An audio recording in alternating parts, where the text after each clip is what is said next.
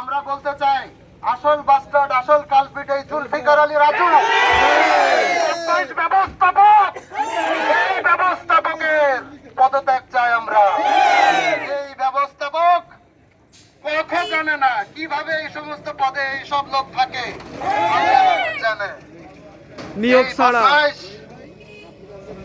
1,60,000 মিটারের অর্ডার থাকা সত্ত্বেও কোনো কাগজ আপডেট করে না।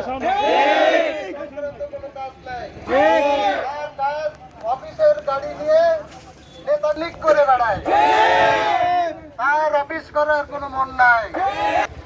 এদিকে ফেব্রুয়ারির বেতন এখনো পর্যন্ত সে করে নাই, সে ঘোষণা দিয়েই দিয়ে না। তার একটাই কথা, তার কথা মেনে নিতে হবে। এদিকে আমাদের সহকর্মীরা রমজান মাসের অর্ধেক পার হয়ে গেল, বেতন পাচ্ছে না, বাজার করতে পারছে না। ওইদিকে জুলফিকার আলী একের পর এক সম্পদের পাহাড় করছে। অফিসটাকে নিজের বাপের সম্পদ বানিয়ে ফেলেছে।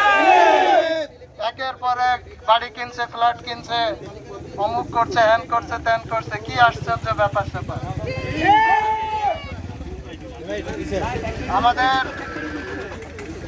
আমাদের ফ্যাক্টরির